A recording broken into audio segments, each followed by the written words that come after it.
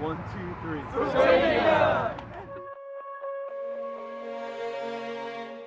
So Brian and I, we had a great conversation with Victor.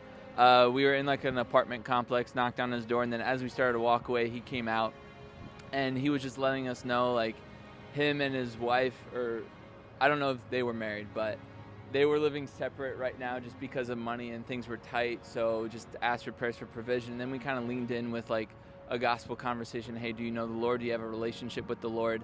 And he said he did, but he really went the church route. And so I just pressed in and said, hey, like, just want you to know, like, God's love for you is not based on you going to church. It's basically based off of you just having a relationship with him, and he sent his son to die for you. You know, share the gospel real quick.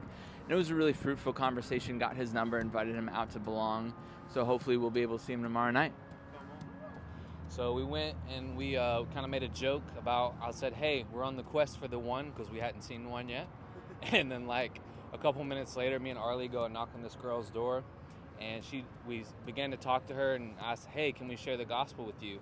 And basically she said, yeah, I've never heard the gospel before. So she said, I just have been going back, wanting to go back to church and kind of seeking God. And so we were able to share the gospel with her, and she got born again right there. So, yeah. And her name was Susan. We just asked her, we told her about a food bank, gave her one of the cards. And then I just asked her, had she ever heard the gospel before? She said, no, I don't know. She was kind of like mumbling, but I was like, okay, it's like, can we share it with you? She said yes, so we read to her out of John 3, just like read her out of that, told her like who Jesus was. It didn't like, I didn't know how much she knew, so I just kind of explained like what he came to do. I shared a little bit of my testimony here and there, and just asked her if she wanted to receive salvation. She said she did, so she stepped out, she opened her door all the way, closed it behind her, and we got to lead her in a prayer of salvation. She led her life to the Lord, and then we also got to pray she said she's been dealing with like anxiety and depression recently, so we got to pray and break that off her. We got to pray for healing over her back and her knees. Yeah.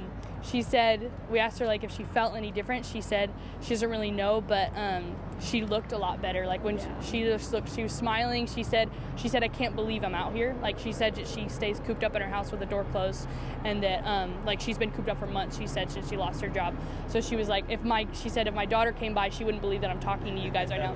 But we gave her hugs. She's coming to Belong tomorrow. We got both of her numbers. She's already texting us, communicating with us. She's excited. She's excited about getting out of her house.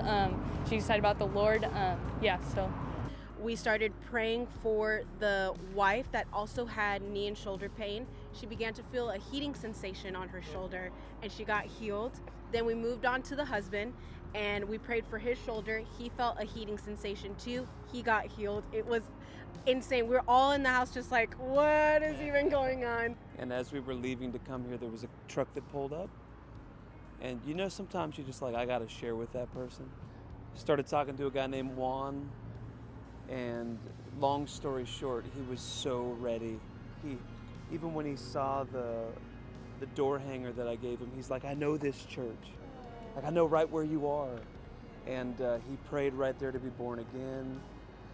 He can't come Thursday or Sunday. His work schedule is kind of difficult right now. So I said, Monday or Tuesday, I'll meet you. Let's go to lunch, and I'll buy you a Bible.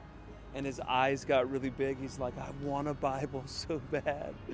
And so it was a great conversation. He's already texted me. I'm excited to see if we can follow up.